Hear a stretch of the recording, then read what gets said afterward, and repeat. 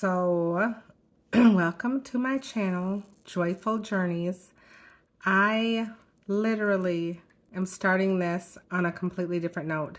This is not the way that I plan to start my YouTube channel. I so hence the title. I found out yesterday. Well, actually, that's not true. I found out maybe 2 weeks ago, but I finally had the appointment that I have the BRCA2 gene, or the BRCA2 mutated gene. And so I had my consult yesterday with my OBGYN. I reached out to her. And then I had my genetic counseling appointment, well, today, because I haven't been to sleep yet. So this is literally all 24 to 48 hours fresh. I really started Joyful Journeys as a way to express the love of God and the, how do I say this? The love of God and the just joy that can come with the things of God, right? Even if it's not all good. And I was delaying getting it out and getting it going. I had been kind of dinking around with the channel for a couple of weeks, maybe more like a couple of months. And our church went on a fast. And during maybe the first or second week of the fast is when I found out that my genetic test came back and said that I had the BRCA2 gene. And so it's been a couple of weeks to get me in for an appointment. So I am starting this fresh. Anyone that knows me knows that I am an avid lover of education and self-empowerment and women empowerment and minority empowerment, right? Because we say it all the time, you know, early detection, early results, early this, early that. And you can't be afraid of the results. And so this is not scripted. I am not doing another take of this. This is the only one and only take. You get me in the middle of the night, no makeup, raw, fresh out the shower. This is what I look like. But I think it's also important to be transparent. And so I want to say that I am still for all of those things. And I'm still joyful. I still feel okay. I'll say this. So I'm going to tell you what I've learned so far, and you can follow along on this journey with me. I'll try to take my video to the doctor and as we go and meet all these people. So what is BRCA2? I am not a doctor. This is not a substitute for medical device. I am an HR manager by trade. So, yeah, definitely get your own advice. This is just from one woman to another, or one woman to anybody that's watching. This is just my journey, right? And you have to go on your own. I'm going to definitely incorporate God in this journey because, like I said, I am a strong believer. And so, yeah, I have a family history and to protect their privacy, like I won't say who, but I have a family history of breast cancer and other types of cancer in my family, right? And so, and it's been more than a few people. And so I'm 51 and I have 6 adult children that I birthed. And I have some grandkids, 2 that are with me, 6 and 9, a boy and a girl. And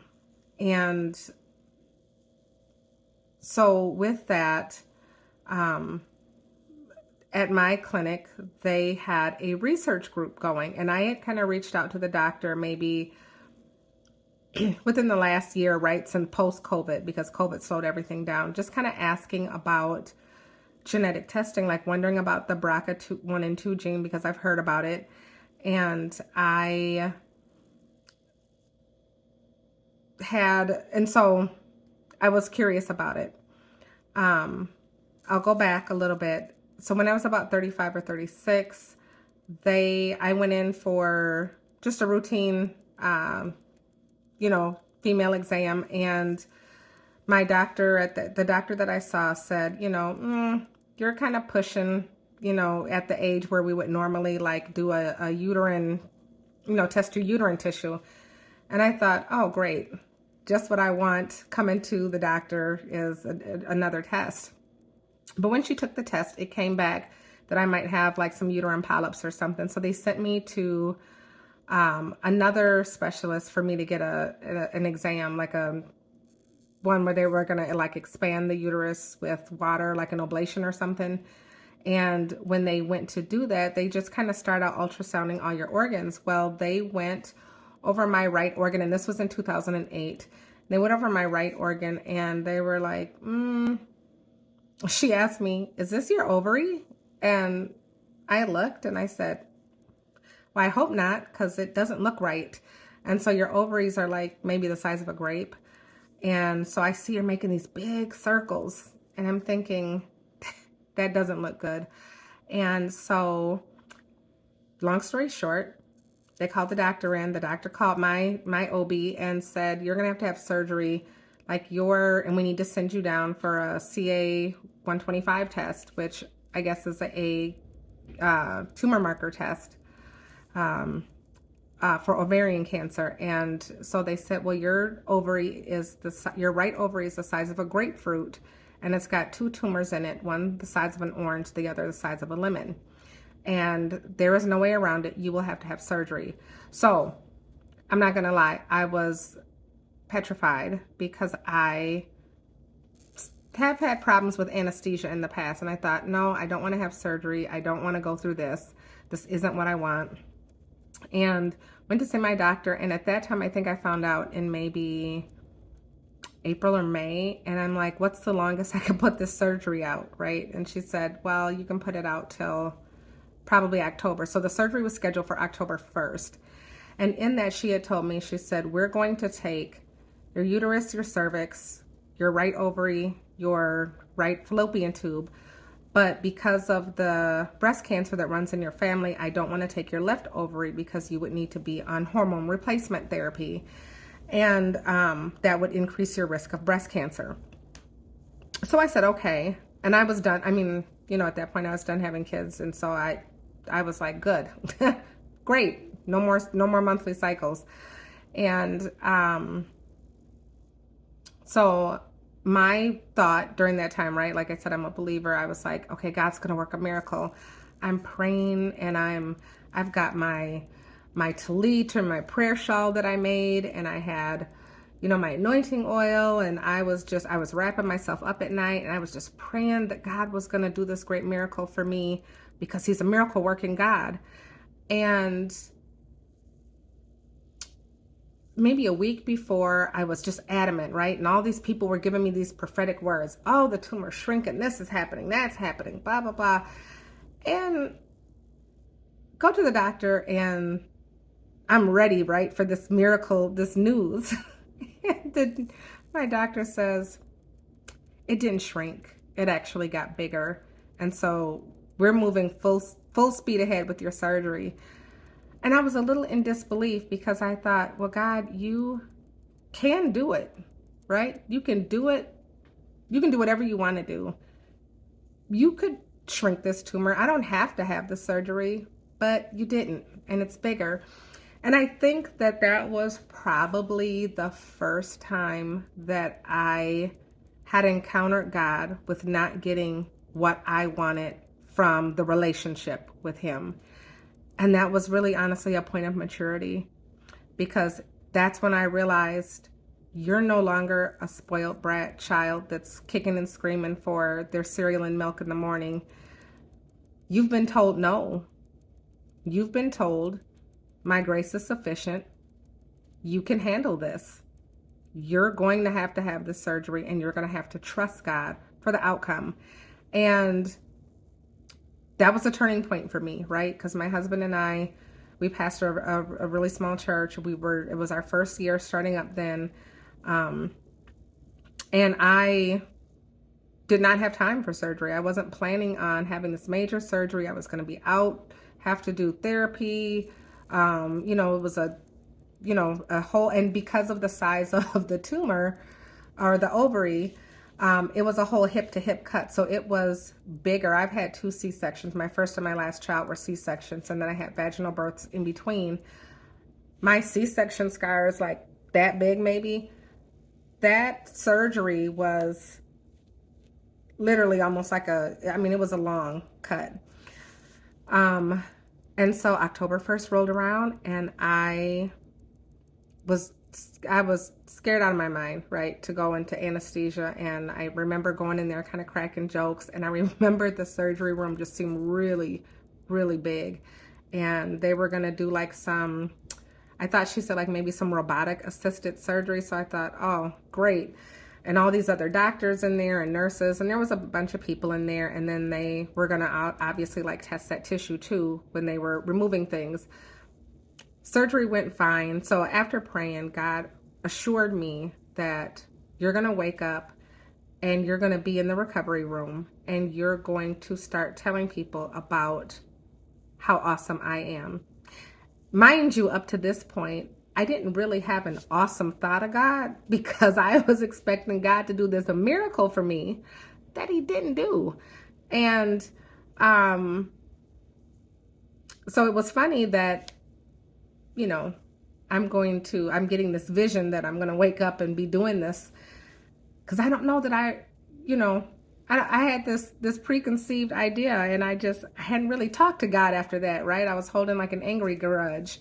And then I realized, well, I better get it together, because I'm going into surgery, and I definitely can't afford to be without him there. And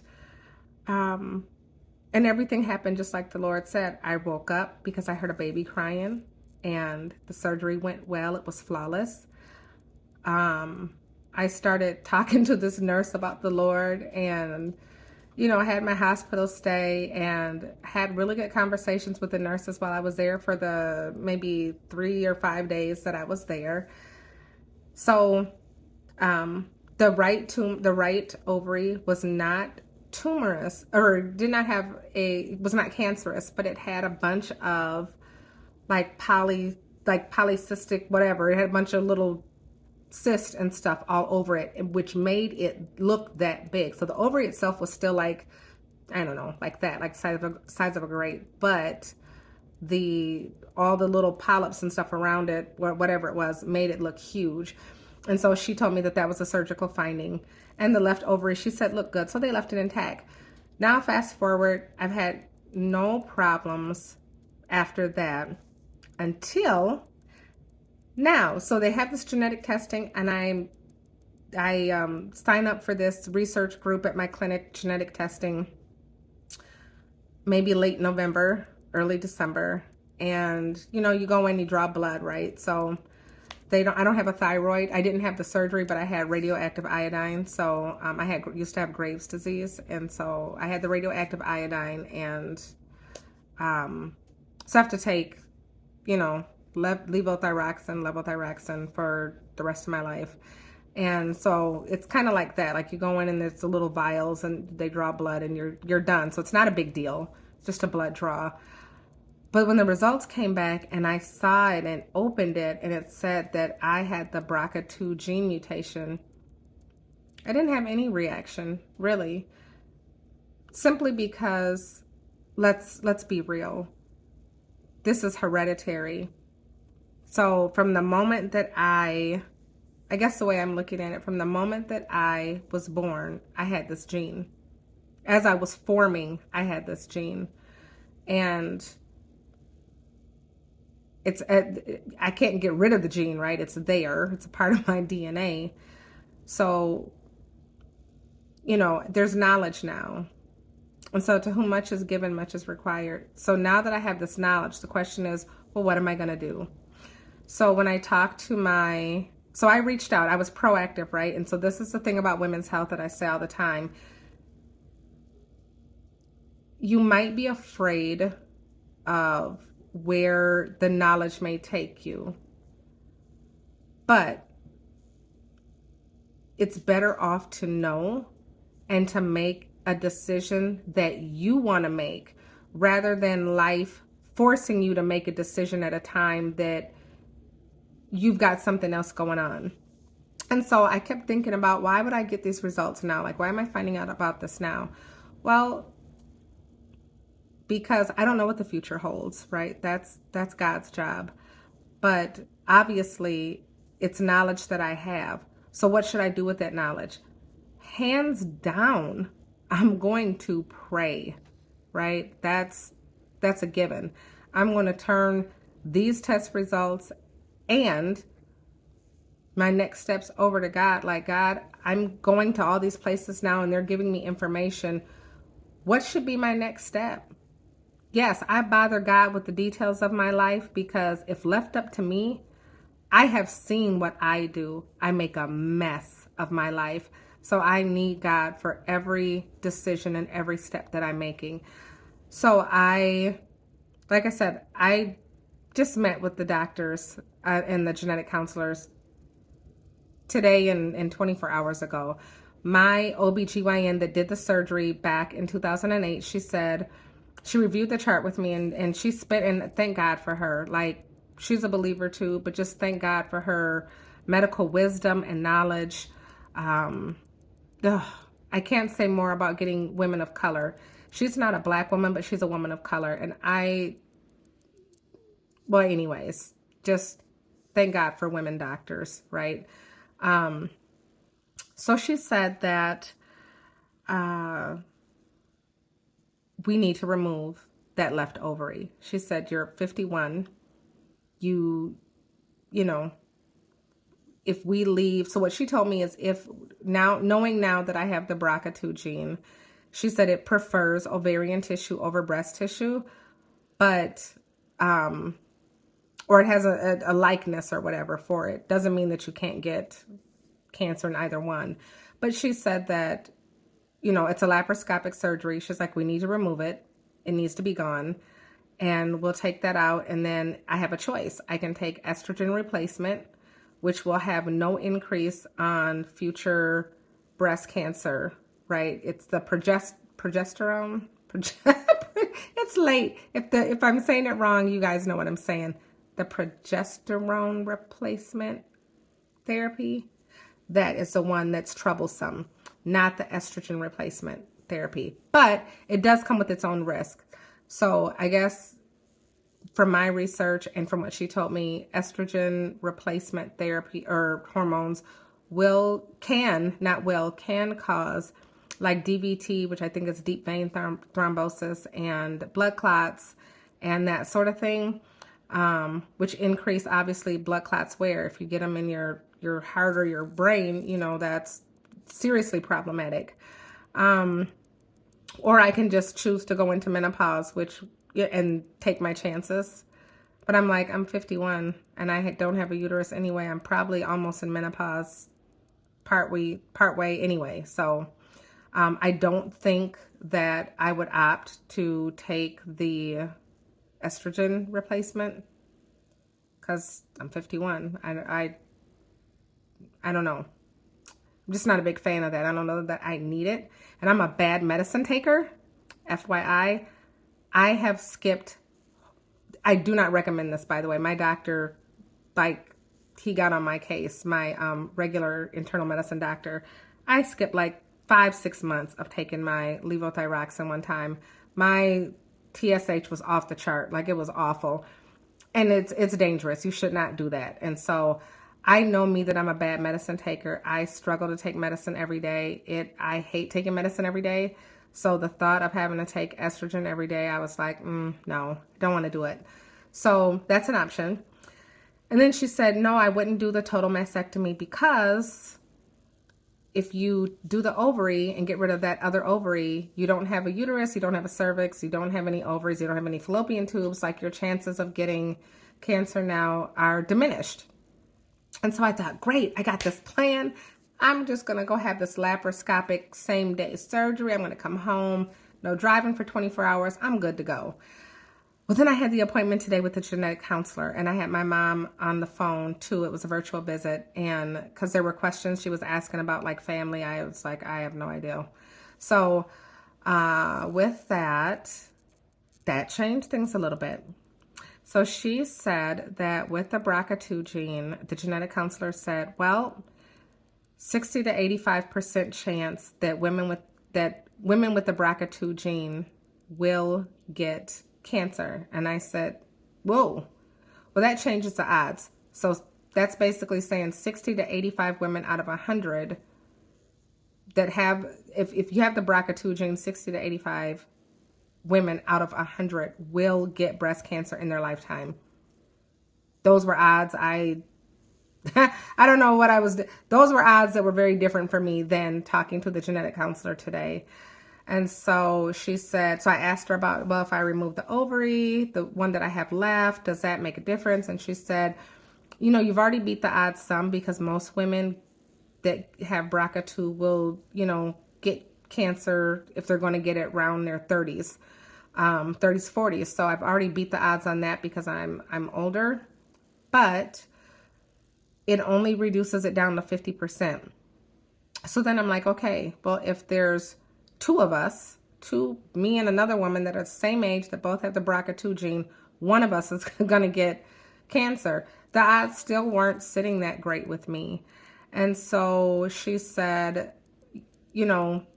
what they have kind of a pathway or two choices. I could choose to do nothing, right? I could have the ovary removed and then take tamoxifen, which I believe is like a chemotherapy drug. I'm going to research it and come back to you guys tomorrow. I didn't have any time to research today. But I believe tamoxifen is, if I'm saying that right, it's a chemotherapy drug. I'd have to take that. And then I'd have to have a mammogram, which I'm already getting, but I'd have a mammogram, like say in January, and then 6 months later have a breast MRI.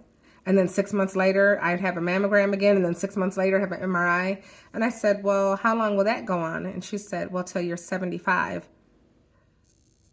What?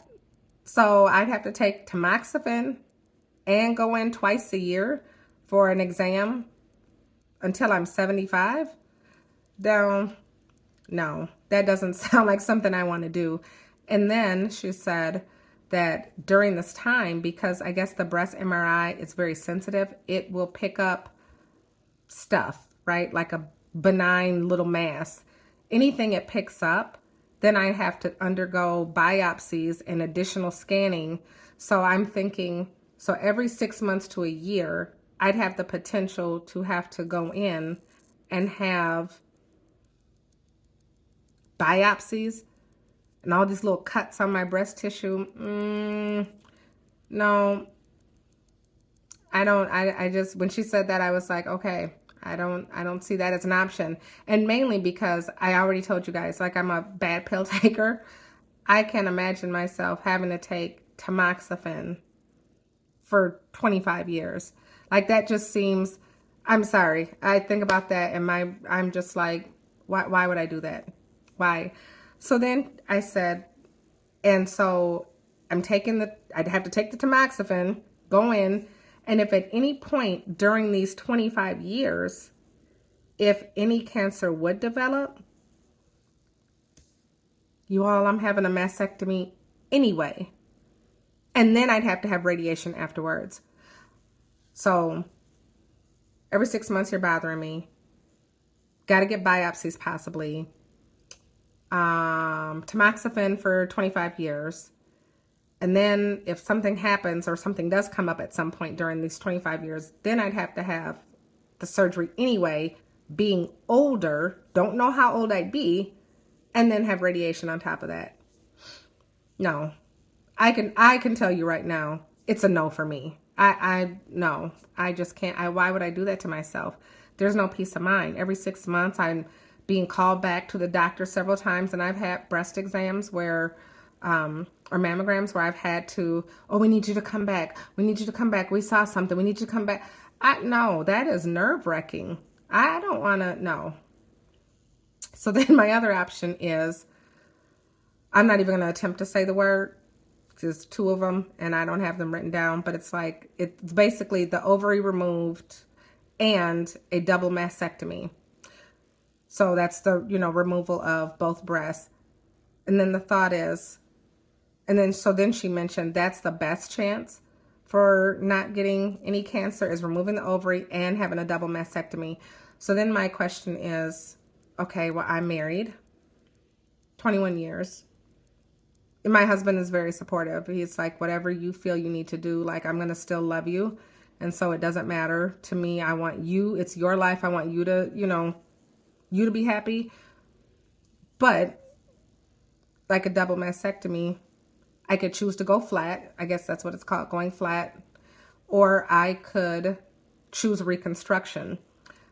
Well, there's risk inherent with that. And there's all different types of reconstruction. There's silicone implants, there's gel implants, there's a flap over or fold over, something with tissue that they pull from your, fatty area like your stomach or your butt, which are incisions in those areas. There's, I don't know, there's a lot out there.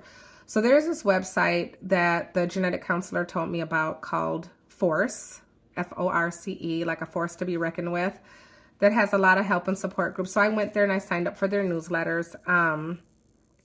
And then, so what I was told is she is given a referral. The genetic counselor is giving me a referral to the oncology department because they'll want to set up, I guess, breast MRIs and scans, ultrasounds of the ovary that I have left.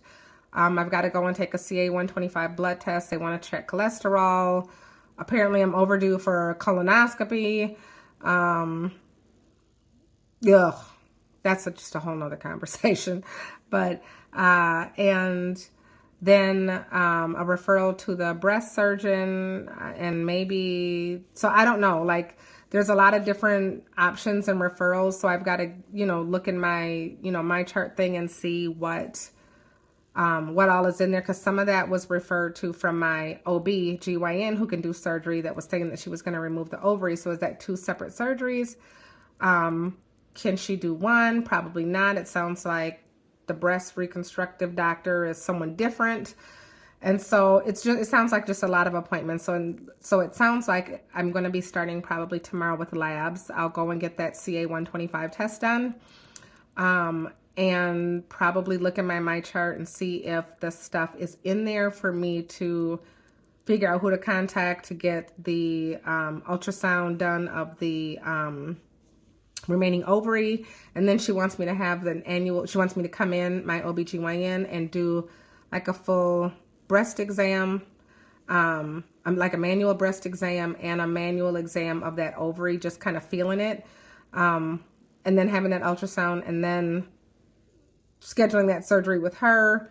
And I've got to see how that works with the other side that the genetic counselor sent me, which is the oncology department, whatever they do there.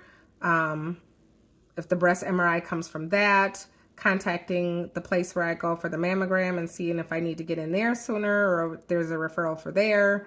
And then meeting with the breast surgeon to see what the options are for surgery there and what that looks like and what's my probability, because there's all kind of stuff with that, right? There's all kind of stuff with that. So I am going to be a busy lady, and so this is day one of this journey. I plan to take you all along. So what I would say is obviously subscribe. I don't have any subscribers, probably none. Subscribe, like, comment. I am going to try to be as transparent as I possibly can with this process. I do plan to notify my job. I just started a women's ERG with my organization. And so we just had our first meeting out the gate. I want to be very open with them because about my journey and just some of the things that I'm finding out, because if I'm able to help another woman, that's awesome. And so I hope that this is helping you, that you don't feel alone. Most of all, I would say, I think people expected me to be scared and worried, but I'm not. I trust God in this process, in this stage of my life, that, you know, this has been planned from the beginning before I had a mind to even know where I would go. The Lord knows the extent of my life and what was going to be in it. And so I just need to connect with him and figure out, get an answer to, okay, Lord, where are we going? Where's the journey next? So I'm not going to say I'm excited about this journey, but hence the name Joyful Journeys. I'm excited to see how I really develop with God on this journey, because it is truly an all-out trusting process. I don't know the future, but he does. And I hope that this is helpful for somebody that is maybe getting this news and feeling overwhelmed, to remember a few things. You were born with this gene. It's not something you acquired later. You've always been living with this gene. You will have this gene forever and a day. So you got to figure out what's best for you and how you want to move forward with peace in your life and what that looks like for you. You know yourself best. And so you know what you think you can put up with mentally and what you can't. I'm busy. I'm always on the go. I don't like to be held down. So the idea of multiple surgeries and multiple procedures that slow me down and have me sitting in bed, that's not me. I don't have time to sit around in bed. I need to be up and moving and going. So I will come back maybe tomorrow, and I'll update you guys on what I found out from, all the different appointments that I need to schedule and who they're with.